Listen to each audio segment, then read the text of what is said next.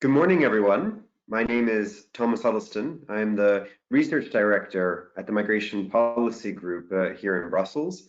Thank you for joining us this morning for our webinar for the Research Social Platform on Migration and Asylum. We here in Brussels are really glad that we were able to bring everyone together across Europe, wherever you are right now. Really thank you for taking time to join us. We even had a huge subscription to this webinar, and only 100 people are joining us now. So if there are others that you know who are not able to join this webinar, they will be able to watch the recorded webinar on their own after. So I wanted to just give you an overview of what we're going to be discussing here on how public opinion on EU migration policies is being reshaped by changes in our general contexts and also by our political discourses, where many of us as policymakers and stakeholders are trying to craft messages that reach a general public. So what we have done in the Research Social Platform on Migration and Asylum is look at critical issues every year where the EU is about to make big decisions, but where evidence is sometimes lacking. And communications on migration is perhaps one of the hottest and most difficult topics, where we need evidence in order to change the attitudes of policymakers and of stakeholders in order to improve their communication. So the ReSOMA platform looked at all of the huge number of research that have been done since the 2015-16 arrivals, with public opinion surveys, with experimental research, with analysis of the media. We brought that together in a discussion brief co-authored with my colleague Hind Sharif from the Migration Policy Group, who is reshaping public opinion on the EU's migration policies. This is really a synthesis of the recommendations from the best research and from practitioners who are committed to piloting and evaluating new approaches on communicating on migration. And then based on that, we looked at what the recommendations were from these researchers and stakeholders about what can really feasibly be done by policymakers and different types of stakeholders that want to communicate to a targeted audience and create meaningful calls for action, or to properly inform the public. And that's the second policy brief that my colleague Hind Sharif authored on communicating effectively on migration. And we found quite a lot of consensus among researchers and stakeholders on what recommendations are most likely to be effective. And we also identified other potential areas for future exploration in research. That's why we wanted to bring together some of the most influential researchers and stakeholders who've been reading as well and connecting with this new community on communications. That is why we are first going to hear from our colleagues from the European University Institute, Lenka Drajanova and Leila Hajabdu, from the Migration Policy Center's OPAM work that has really brought together all of the latest public opinion statistics and also looked at what's behind them. What is driving public opinion across Europe, and also how are narratives and different types of policy interventions affecting public attitudes. And then we're going to turn to Blanca Tapia, who is from the EU Fundamental Rights Agency, where she works on really thinking about how to create a communications strategy on fundamental rights, bringing in tough issues like migration, and communicating in a way that actually can reach through the media and also reach ordinary citizens. Blanca Tapia has also brought together a network of human rights communicators that is bringing together really different types of stakeholders, from small organizations to large NGOs and quality bodies and governmental bodies. And she's going to present some of their recommendations and what they found through their own work and changing their own approach has been most effective. And then lastly, my colleague Hind Sharif, MPG's communications coordinator, is going to identify other recommendations that have come out of research and stakeholder recommendations. So this is just one example of what the Research Social Platform on Migration and Asylum has done over the past 2 years and will continue to do. The Research Social Platform is made up of the largest EU migration stakeholder networks. So on asylum, the European Council for Refugees and Exiles; on migration, the Platform for International Cooperation on Undocumented Migration; on integration, the Social Platform, and also Eurocities, the network of leading European cities, as well as think tanks like the Migration Policy Group and CEPS. And it also brings together the major network of migration researchers through the EMISCO network of the main migration research institutes across Europe. And every year, these major migration stakeholders and researchers look at the topics that are likely to lead to a big decision at the European level with a major impact, and see how we can bring evidence into those discussions quite rapidly. So already for 2020, ReSOMA has identified many other future topics, such as what's going on with border procedures across the European Union, and how are countries looking at the links between their asylum and return policies.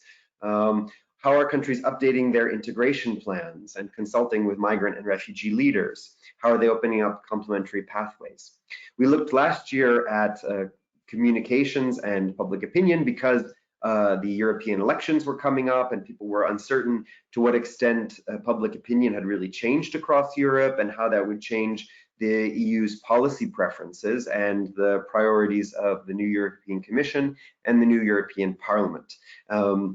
We are still in a reflection phase as the Commission is planning what will go into the future Pact on Asylum and Migration and into the future renewed integration action plan, and the Commission's also first communications strategy on migration. So we hope that what you're going to hear today from research and from the main stakeholders will really help you as well as a policymaker or stakeholder or as a researcher to think about how you could be more effective in your public communications.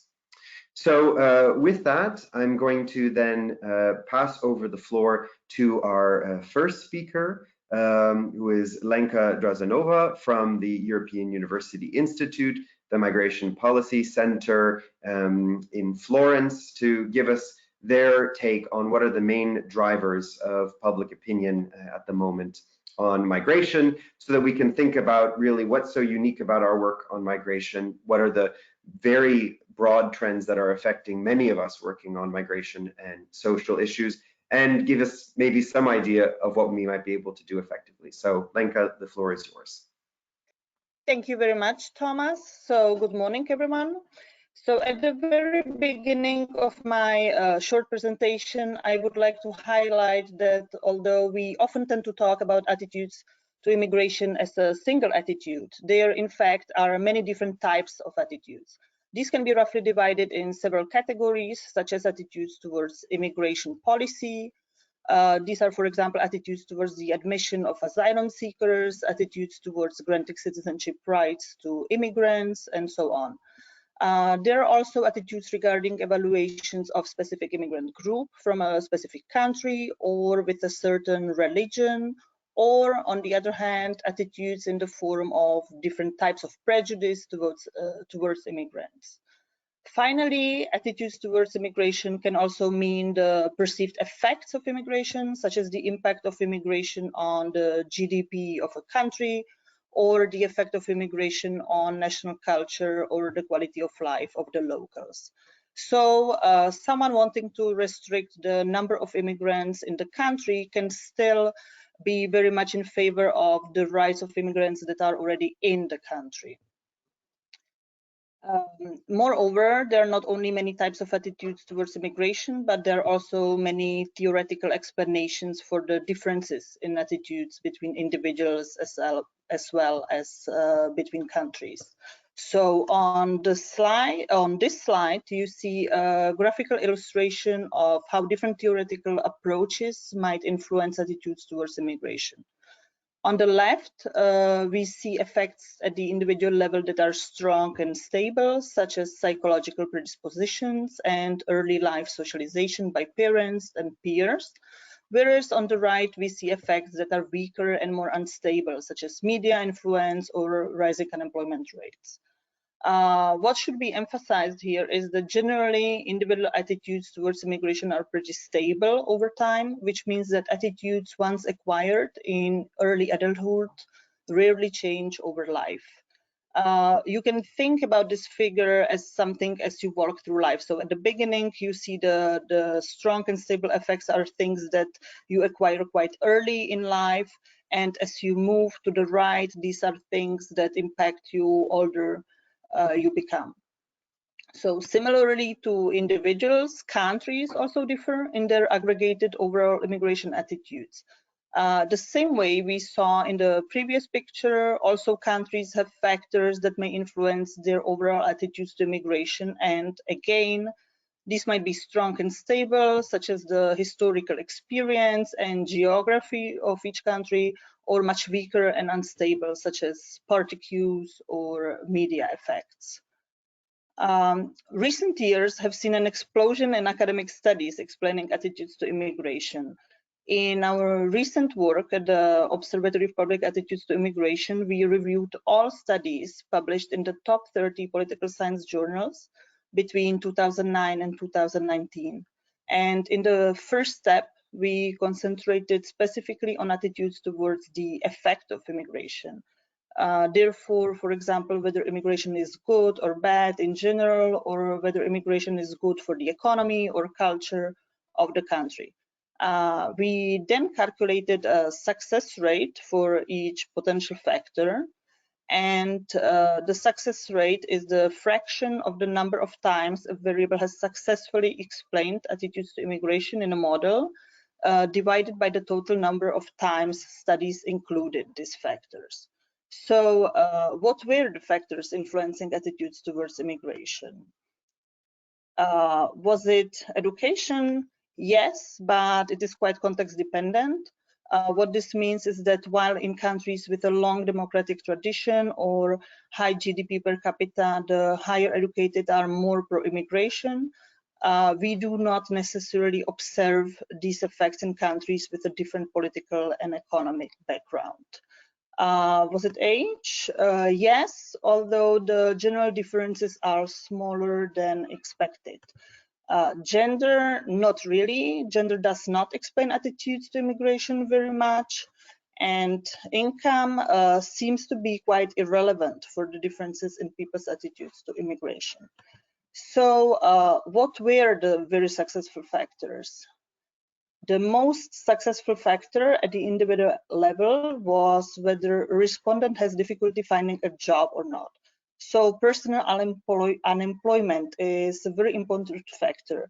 However, once a respondent has a job, it doesn't matter how much his income is, as we saw from the previous slides. Among other important factors were respondents' left-right positioning, with respondents with rightist positions being more anti-immigration, and respondents who have minority friends or contact with minority, and respondents that actually live in a large urban areas being much more pro-immigration.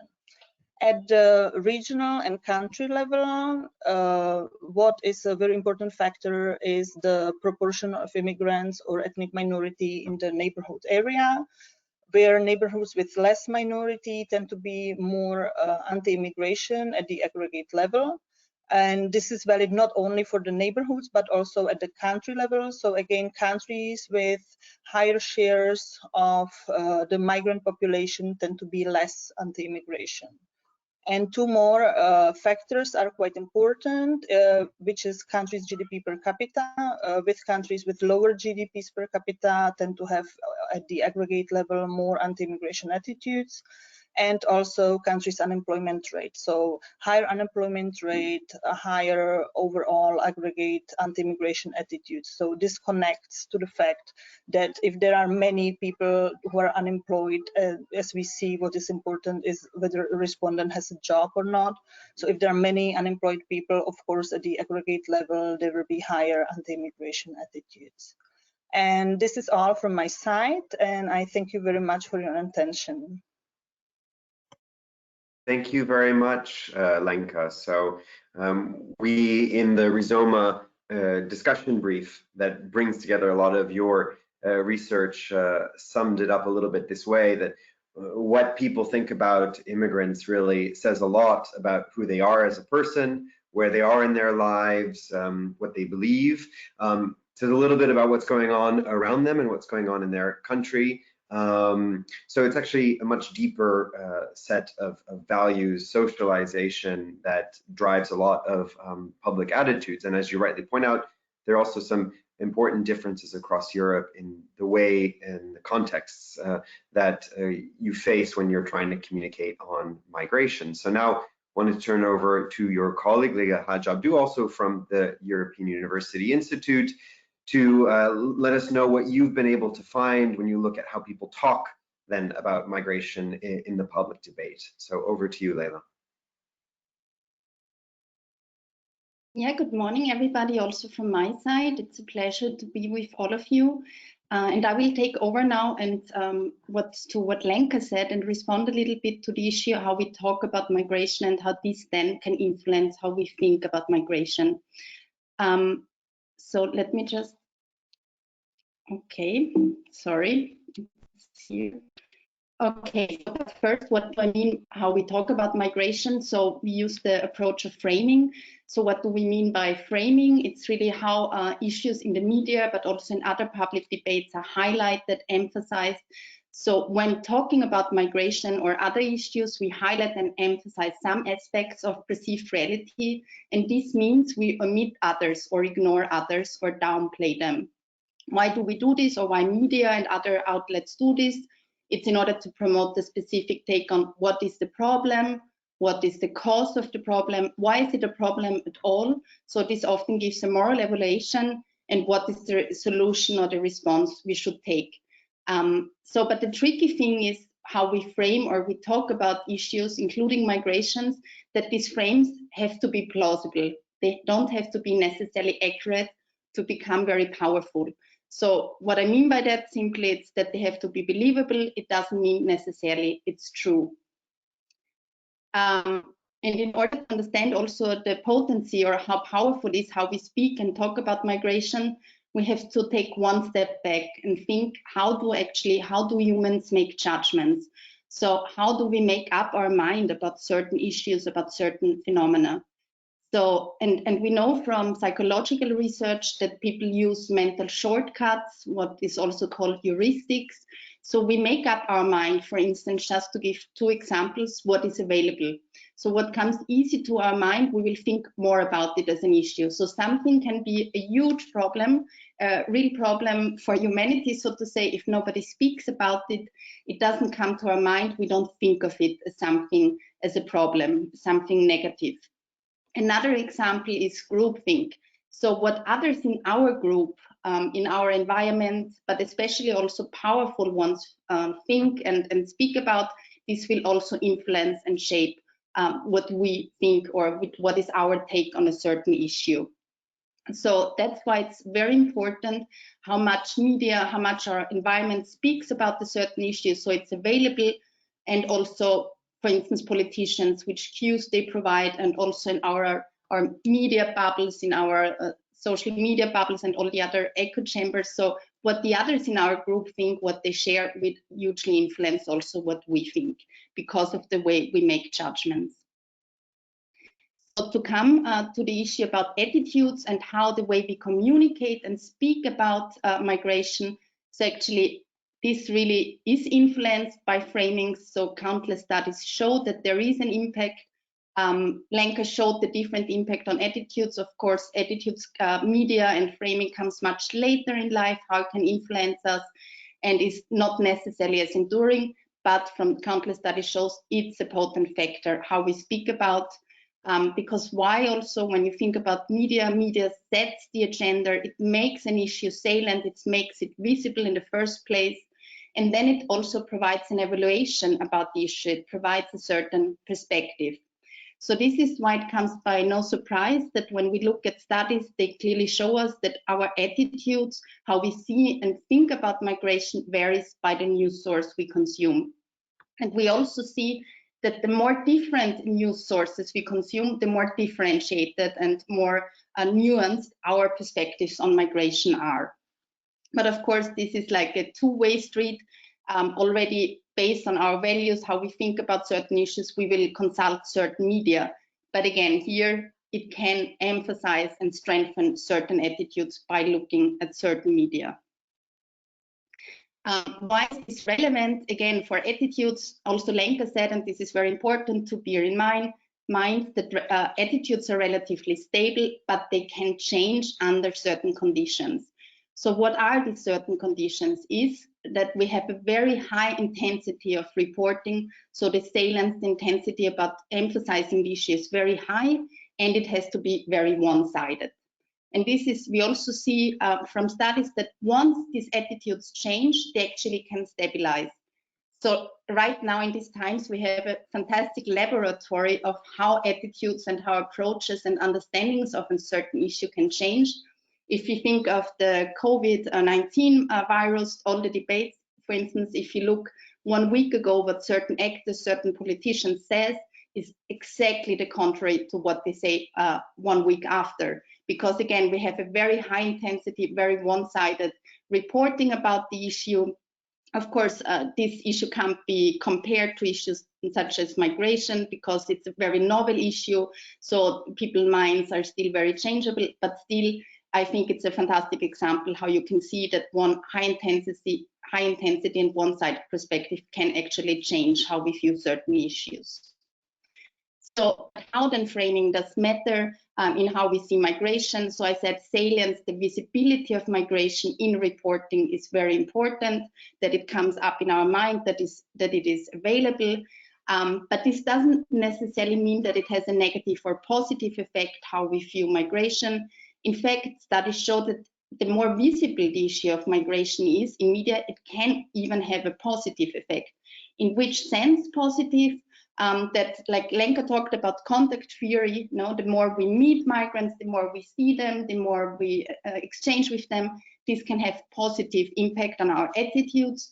And we also see that more the issue is debated, the more talked about, even this can be some kind of virtual contact, so it can even make attitudes more positive. But per se, salience as such doesn't say anything other than that the issue is very available in our minds. But then, of course, it depends which perspectives are taken when we talk, when migration is reported about. And of course, then maybe unsurprisingly is when migration is connected, associated with threats, then it really has an impact on negative rise in negative attitudes towards migration. And the most effective is when economic threats and cultural threats are paired and associated to migration. What I mean by that, so are people more scared if you say, or have more negative attitudes if you say migrants steal their jobs, or migrants are the cultural other, they will change our culture, our identity. If you use both, actually this is when you see the most impact on negative attitudes. Also another impact in framing, which is important, is how you represent migration as a phenomena, of course, which has very different types of migrants, is very a phenomenon, very complex. If you focus on a specific group, on a specific migrant group, then also this will have a particular impact, because immigration attitudes are often defined through how we see certain groups. Also Lenka talked about this. And if we focus on the reporting about migration, often it's through the lens of Muslim migration that migration is represented. So how people will think about Muslims, for instance, will then define how they think about migration as an overall phenomenon. So it also depends, or like for instance in the US, when it's very much represented as a Mexican or a Latino phenomenon, again, this will have an impact. So it matters how we represent the phenomenon. One last point I want to mention also what matters in terms and what is particularly impactful, the way we talk about migration is if we talk about migrants in a way that dehumanizes them or that shows them in human condition, like now, like when always it's represented as a misery, as something that we really, or if migrants are even talked in terms of like animal-like language, so really dehumanizing them. What does this mean? So this can really legitimize exclusion, mistreatment. It's very effectively legitimizing practices like deportation, but also it can lead to extreme violence towards migrants, towards those who are talked about in dehumanized language. Why? Neuroscientists have shown that if we speak in such a way about certain groups, it deactivates parts of our brain which develops empathy. So we will lack empathy if migration is framed in this way. So to come to the more positive part, so I said like framing can influence, shape opinions, but it means it can shape opinions in all directions. And also what we see, because in and out groups, this is really important for attitudes. If a group is defined as an out group not belonging to our group, it will increase negative attitudes. So if we take actually a perspective of commonalities of what we share, what we have in common, rather than creating us versus them, out groups versus in group, this can create empathy and can much more have a positive impact on public opinion. So, and this is also what my colleagues now will talk about and will give you more insights on the research we have on how to communicate, effectively communicate. Thanks very much. I will hand over now to Thomas again. Thank you so much, Leila. I think your work does help us to start thinking about what we can do as actors in the debate, because we are dealing with an issue that many people in the public don't understand, seems far from their concerns, don't also want to give that much attention to, and even if their attitudes don't change from these types of discussions, their understanding of what is the problem and what is the solution, as you say, can change quite rapidly as an issue becomes salient. So I just wanted to take a pause here, let you know as a participant, if you really have any questions to Leila and to Lenka, who've been really reading all of the research on this topic, put it in the chat box. Put it there now, put it as it comes to you, so we can come back in the Q&A section and really ask them, is there some research on this topic, or how would you see this issue? And also, I'd like you to think, well, what can I really do? I mean, has there been anything that's been mentioned already that makes you re-question how you're working? So if you also want some more practical advice, what would you do if you were an organization doing A or B? Also write that in the chat box, because our presenters today will be able to really give you great advice on knowledge and research, but also to give you practical evidence. And I can't think of anyone better who can give you really practical experience than Blanca Tapia from all of the things she's been doing in her previous life and her current life with Frost. So Blanca, the floor is yours. Thank you very much. It's an honor to be here. I hope to be able to give you now some practical tips, how we are applying all this theory that our colleagues or experts were right now mentioning. So 2 years ago, FRA launched this small brochure, the 10 Keys for Communicating Human Rights. It's right now available in all EU languages. So just feel free to Google it or find it in the Fundamental Rights Agency webpage, and we will be glad to send it to you to your home address. So 10 keys. Well, 10 keys came to us because of talking to different experts.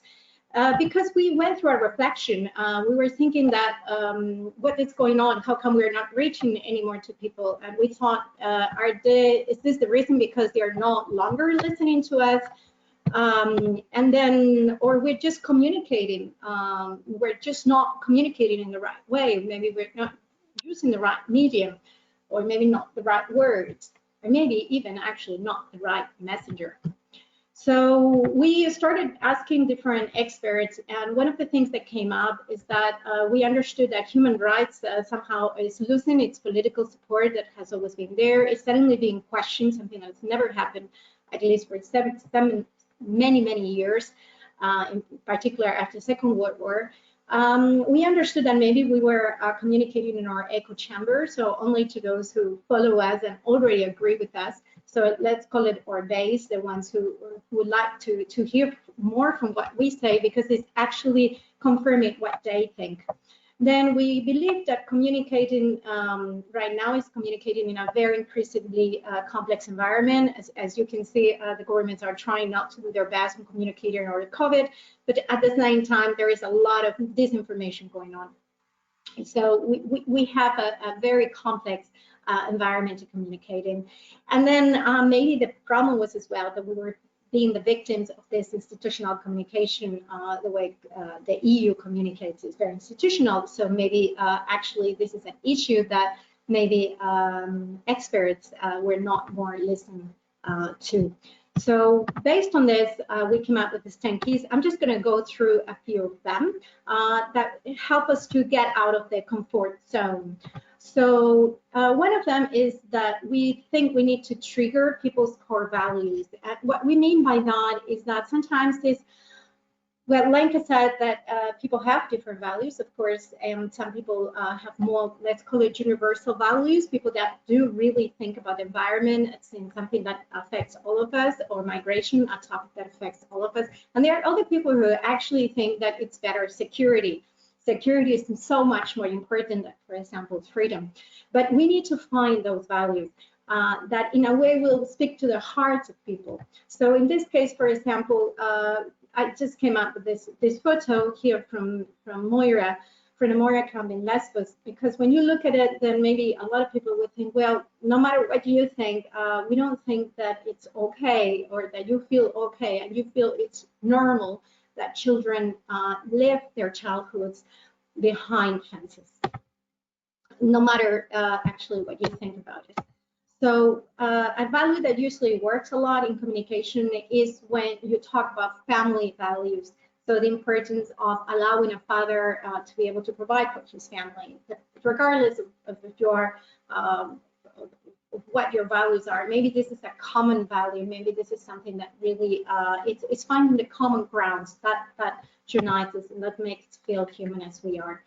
Another very important point is to be visual. The attention span has really reduced nowadays, and we need to be very cautious with the images we show. So, for example, Médecins Sans Frontières used to use this picture here on the left side that you see the dingy being picked up some time ago, and back in 2015. Now they realized that actually that image sometimes actually for people who are afraid actually creates anxiety, because they might think, well, this is an invasion, what's going on. So let me just show you now, actually the one on the left, which is this man here, is the new way that, for example, they are communicating right now.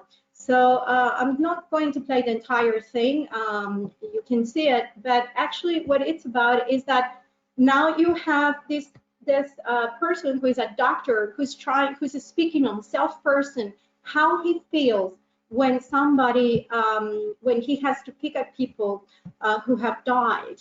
And now the images that they're using are actually, these ones are very authentic, are actually his feelings, how he feels when he has not been able to rescue them, and what he's rescuing actually are dead bodies. So this is a very interesting, different way of communicating nowadays that is actually touching into the heart, into this is how I feel as a human, and this is how hard it is what these people are going through. So continuing with this change of how we talk visually, it's also very important to give a voice to the voiceless. With this, I mean that the people, the migrants themselves, have to be able to speak up and tell their own stories in their own words. In this case, for example, I'm going to show you this video that was used at FRA 2 years ago, last year, when we released a report on severe labor exploitation. And he actually was a migrant who talked to us about how he felt, but in such a way that it's not just that. We invited him to the key conference at FRA, in which he had to speak, and he spoke actually to the commissioners there, to state secretaries, and told him how was the situation, how he felt. So Ivan Sagna here was not just helping us with this video, he was on top of that, participating in our conference and talking face to face with the people who had a lot of decisions to take regarding what happens to him and people like him. Additionally, let me just move on and show you another example of how to work here.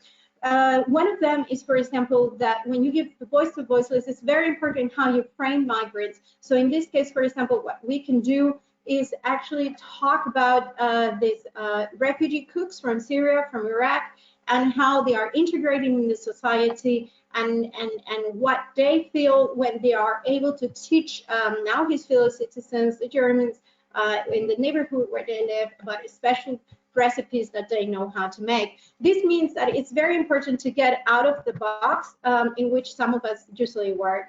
I would like on top of that to show you, if you don't know, the Solutions Journalism organization actually have a story tracker. This is actually for journalists who wants to pitch stories which are not just about what's happening, but actually about solutions that are possible. So it's the story, as you can see, this one, for example, is being picked up by Associated Press, by the Washington Post, are stories in which at the end of the story, there is a solution. So you don't leave people feeling that, okay, this is all terrible, what's happening.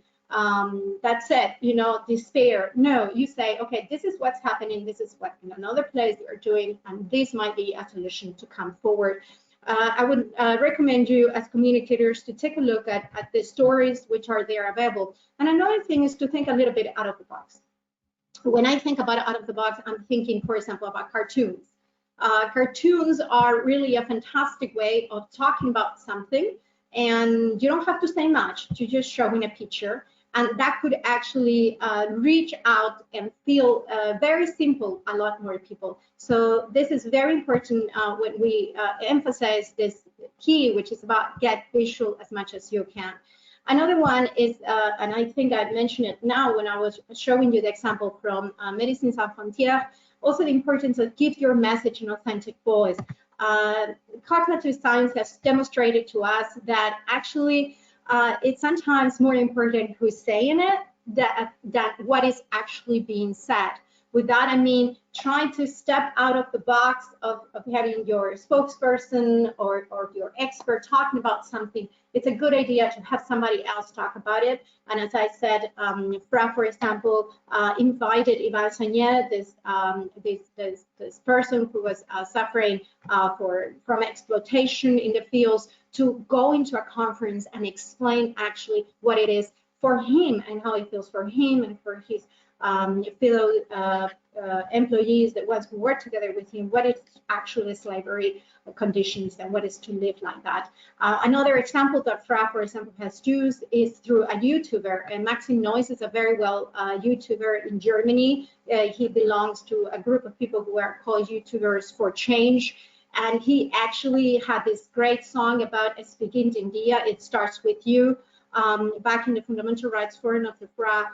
And it was amazing because actually the message he had in that song was of course, he wrote it himself, he's singing it himself as a rapper. And it was the first time when I saw some state secretaries that were attending the forum really standing up and feeling the power of it, and of course the power of the music.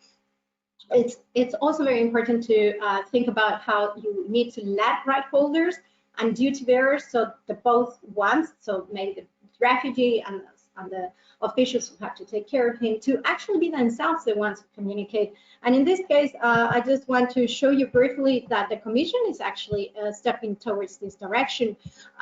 This is one of the videos they had in which, for example, they were talking about a refugee.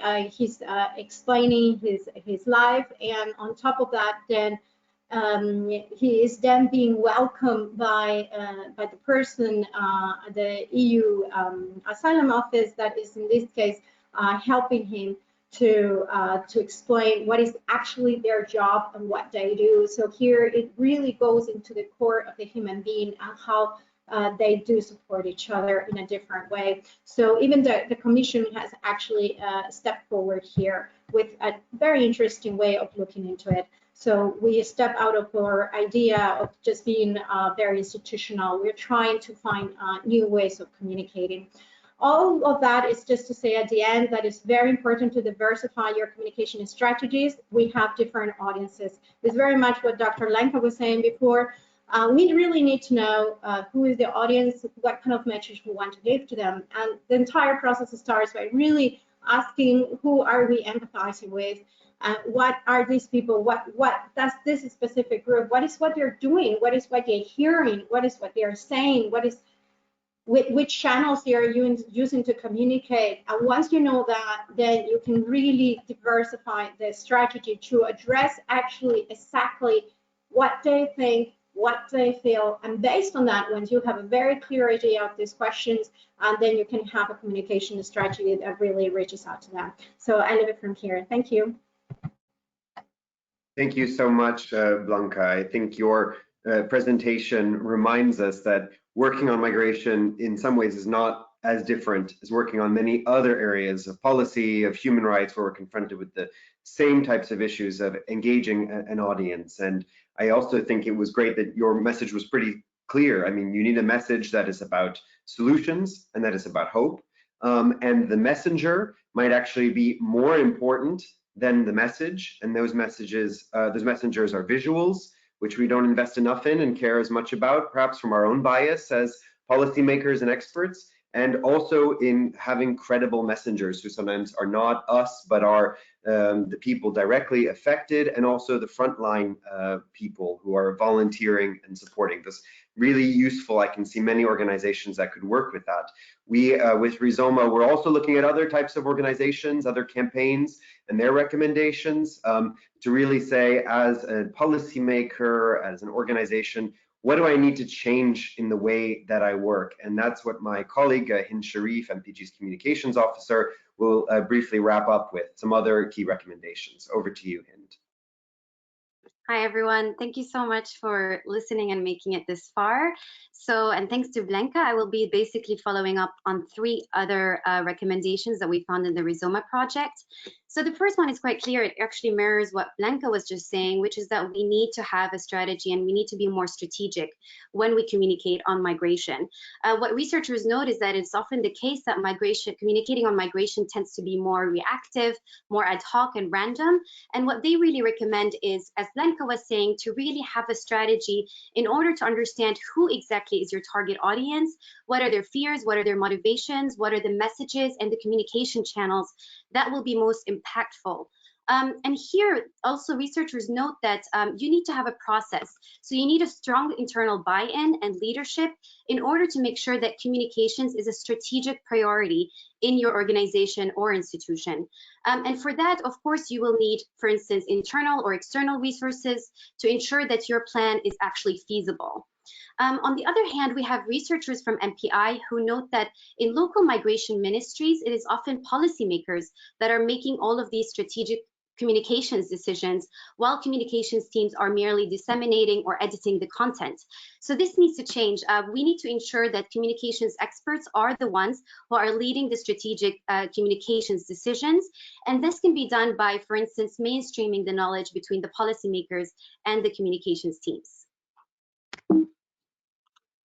Okay, so the next one, I saw a question about this. So basically the next one is really about the framing that we're using, mirroring basically what Leila was saying, how important the framing is in terms of the narrative on migration. And now there's a lot of progressive communicators that are really advocating people to start leading their messaging with hope-based solutions or hope-based messaging. The idea of this is that a lot of linguistic and psychological research shows that just focusing on the problem is counterproductive because it actually makes people more hopeless, anxious, and conservative. So if you look at the chart here on the left from Hope-Based, or Thomas Kuhn, who's a consultant that actually helps organizations implement hope-based strategy, you have 5 main steps in order to change your narrative to a hope-based one. The first one is starting to give people hope rather than focusing on fear. The second one is to start talking about what we are for rather than what we are against. The third one is to start giving people solutions and not just talking about the problem. The fourth one is to create an opportunity from threats. And the fifth one is to celebrate our heroes rather than just our victims. And the idea, as you see here, is to really start talking about what kind of world do we want to see, not just what we're against. For instance, identifying stories that can build empathy. As Leila was saying, this is very important to change the narrative, to really give commonality by storytelling that can build this solidarity and empathy. And for policymakers, of course, this means moving beyond this whole framing of crisis, of threats, and moving towards pragmatic policy solutions and storytelling on internal, mutual aspirations and common challenges. I heard that someone also wanted an example, and I actually wanted to take an example from a different sector, the environment sector. We have here, I'm sure you're familiar with Alexandra Ocasio-Cortez, who has done this amazing illustration video on the right side. So I will not be playing it right now, but you can find it on YouTube if you write a message from the future. And here what she's tried to do is to give us what kind of world or what the future would look like if we actually pulled off a Green New Deal by using illustrations. You can see from the image on the left, we have a lot of greenery, people playing around together, there's music. So it gives you this kind of image of what kind of world we can have when we have a Green New Deal. And we can do the same kind of way with migration. You can see it says we can be whatever we have the courage to see. So I think this is a really great example to see how we can implement this hope-based messaging without just ignoring the problem, but really giving people hope in order what kind of world would happen if we had, for instance, safe and legal channels for migration.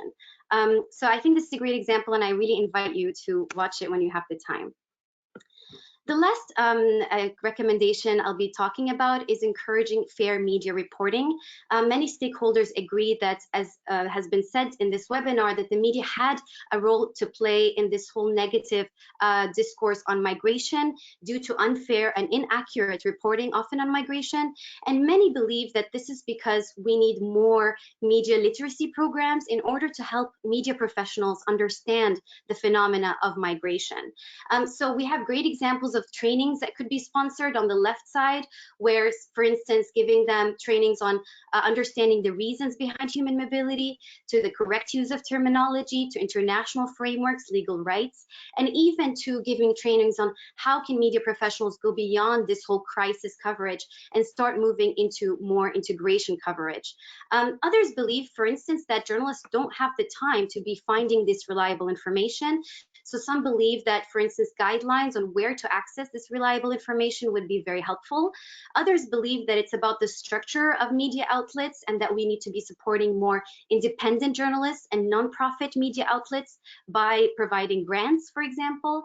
Others believe that we also need to be supporting local alliances between NGOs and media professionals in order to get this reliable information, but also to get access to migrants and refugees who could be representing their own stories in the media. So those are the 7 recommendations. I just wanted to very quickly sum them up for you. These are the top recommendations, as Thomas mentioned, we found in the ReSOMA project based on where there's highest agreements between different stakeholders. So the first one was to establish a communication strategy, leadership, understand who your target audience is. The second one is to really choose the most credible and relatable messages to your target audience in order to make sure that your message is impactful. The third one is to apply value-based and emotive approaches when we speak about migration in order to make sure that the message is well absorbed. The fourth one is about leading with hope-based solutions in order to build this empathy, this understanding of what world do we want to have together. The fifth one is to make visuals a strategic part of your communications because of their role in order to build understanding of the experiences of migrants and refugees. The sixth one is to diversify your target audience. For instance, there's this group called this movable middle, which is not just one group, but it's different kinds of groups. To really look at these kinds of groups, what are their motivations and fears, and what are the best groups to target. And lastly, to support fair and accurate media reporting through sponsoring trainings, building alliances between NGOs, media professionals, and supporting nonprofit and independent journalists. So it's from my side, and then I will give the floor now to Thomas for the Q&As. Thank you so much, Hind. I mean, I think that this shows that the way forward is quite clear from research and stakeholders. I think we have to admit that we in the migration sector are quite far behind, that we actually are still at a phase where we need to have independent communication strategies, well-resourced communicators, and a clear specific audience that we're working with messengers. So we have a lot to learn, as you say, also from the environmental movement. There's a great piece out there by Israel Butler and Effie de Kroon, particularly looking at how the environmental sector could maybe benefit from migration and human rights communications and vice versa. And I would just recommend from a migration policy group perspective that we have to make sure that when we're piloting and developing new initiatives that we draw on as much evidence as possible, and we also pilot and test and we share the evaluations and knowledge, because this is not going to be an easy field to work in, but together we can be honest about our progress, share our successes, and hopefully start to have a greater impact on how people understand our topics. So please continue to ask questions in the chat box. I'm now going to start with some questions that already came in. So my first question is going to be for Lenka and Leila. So the questions were, you know, when we say what drives public opinion on migration, are we saying this really just based on research that's coming out of Western Europe and North America? Are the factors driving public opinion, say, in Central Europe, actually different than elsewhere? And another good question that came in is, well, we're talking all about public opinion, but what actually is the effect of public opinion on immigrants in the countries that they live in? Does it have an effect on their own attitudes, on their own behaviors, on their integration? So Lenka, could you give a quick answer, and Leila, if you could add anything else? Yes, so thank you, Thomas. These are actually excellent questions. So regarding the first one, as I already mentioned in my presentation, I recently reviewed the last 10 years of research in political science regarding attitudes to immigration. And what I can confirm is actually that we definitely do need some, let's call it decolonization of research on public attitudes to immigration, because the literature so far concentrates mostly on the United States and Western Europe. So we know much less about how these attitudes manifest in Central and Eastern Europe, for example, and what are the actual drivers. What we know so far is that the usual drivers of attitudes to immigration that we see in Western Europe and the United States do not work so well in Central and Eastern Europe. For example, as I mentioned already, and I have actually written a book about this, the effect of education on attitudes to immigration is much lower in countries of Central and Eastern Europe, and this is given this is because of the democratic history, or because of also of the economic situation there, and so on and so forth. So this is one thing we as social scientists definitely need to do, is also to look at other geographical areas than just Western Europe and the United States. And regarding the second question, how these attitudes to immigration of the majority actually impact immigrants themselves. So of course, one thing is that immigrants are not a homogeneous group. So it also very much depends what kind of immigrants are we talking about, how they are culturally close to the host society, so where do they come from originally, and their background in general. So for example, what we also see in social sciences, it's something we call the integration paradox, which is that very often we observe that immigrants that actually achieve high education and a higher social status are the group that actually feels more discriminated. So which is kind of paradoxical, as those are the more integrated into the native society, but those also manifest the most the feeling of discrimination, and this is due to the fact that very often they find that although they invested, they, for example, achieved higher education, they still cannot progress after a certain point. They cannot find certain types of jobs and so on and so forth. And maybe Laila has more to add to this. Yeah, I just want to emphasize also what Lenka said. I think it's really, really important that we don't think of migrants as one category. Again, migrants, like the general population as such, it depends, as also she said, depends which generation, which age group, I mean also which group background, so which religion people have. So all these different contextual factors matter a lot.